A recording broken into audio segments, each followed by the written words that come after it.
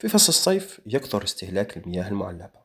في الجزائر هنالك أكثر من 50 علامة معبئة للمياه. اليوم نتعلم ونختار الماء اللي يناسبنا منهم.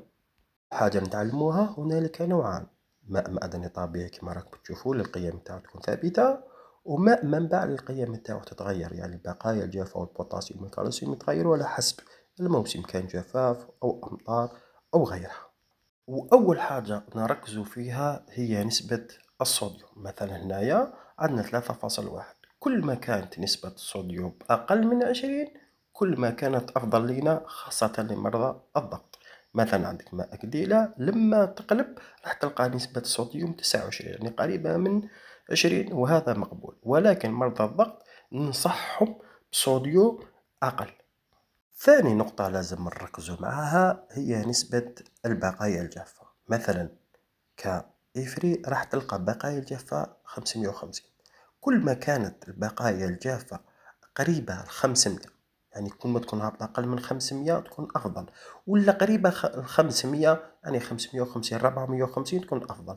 مثلا بوغلاز لو تلاحظوا أنه القيم تاعو الجافة 140 وهو ممتاز، وننصح به للرضع، راهم كاتبين علامة أنه صالح للرضع. حتى الصوديوم 29 قريب من 20.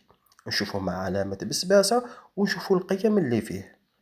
نشوفوا مع بعض أن الصوديوم هنا راهو 5 والبقايا 206، يعني ممتاز سواء لمرضى الضغط أو للرضع. وكاين حاجة أخرى للرضع ركزوا عليها حتى للكبار، هي نسبة النترات والنتريت. للنترات لازم تكون أقل من 10، والنتريت تكون قريبة للصفر. لأن النتريت هنا في مسحة 2.3 والنتريت قريبة من الصفر، وهذا يجعله مليح للكبار وللرضع، مع أخذ بعين الاعتبار البقايا الجافة.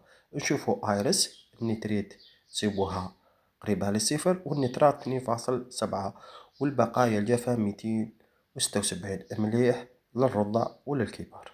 نقطة حبيت نوضحها بالنسبة للعلب تاع 5.5 لتر، هذه تقريبا كلها البقايا الجافة تاعها فوق 700.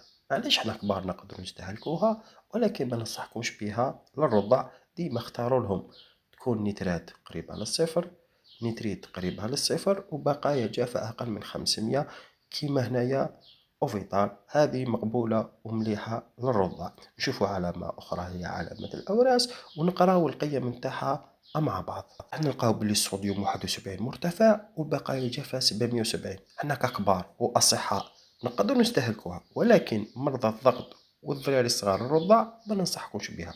ونشوفوا علامة أخرى هذه علامة إرسال، نشوفوا القيم تاعها مع بعض.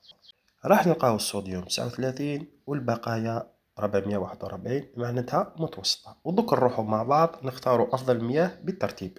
بالنسبة لي هذو 4 علامات تستوفي أنه الجميع قدر يستهلكها، سواء كبير صغير مريض ولا صحيح. والسلام عليكم.